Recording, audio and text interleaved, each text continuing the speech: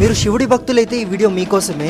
Real incident మహారాష్ట్రలో జరిగింది. 23 ఏళ్ల అబ్బాయి ఉంటాడు. అతను చిన్న వయసులోనే చాలా కోల్పోయాడు. తండ్రి చనిపోయారు, ఫ్రెండ్స్ లేరు అండ్ రిలేటివ్స్ కూడా హెల్ప్ చేయటం లేదు. తల్లి కొడుకు మాత్రమే ఉంటున్నారు. అబ్బాయితో ఏమైందంటే ఒక బిజినెస్ స్టార్ట్ చేశాడు. కానీ ఆ బిజినెస్ ఫ్లాప్ అయింది. చాలా లాస్ లో వెళ్ళిపోయినాడు అండ్ లోన్ కూడా పే చేయలేకున్నాడు. అప్పుల వాళ్ళు కూడా చాలా టార్చర్ పెడుతున్నారు. అప్పుడు ఆ టార్చర్ తట్టుకోలేక ఈ లైఫ్ నాకు వద్దనేసి ఫిక్స్ అవుతాడు. తన రూమ్ కున్న బాల్కనీ 15th ఫ్లోర్ పైన నుంచి కిందకు దిగుతాడు. ఆ తర్వాత ఆ అబ్బాయి వాళ్ళ మదర్ ఇంటికి వస్తుంది.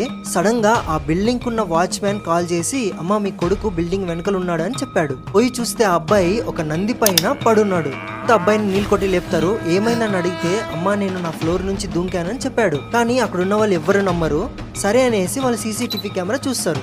చూస్తే అబ్బాయి ఏ నంది మీద అయితే పడినాడో ఆ నంది ఆ బిల్డింగ్ లోపల వస్తున్నట్టు గానీ వెళ్తున్నట్టు గానీ సీసీటీవీ కెమెరాలో రికార్డ్ అవ్వలేదంట.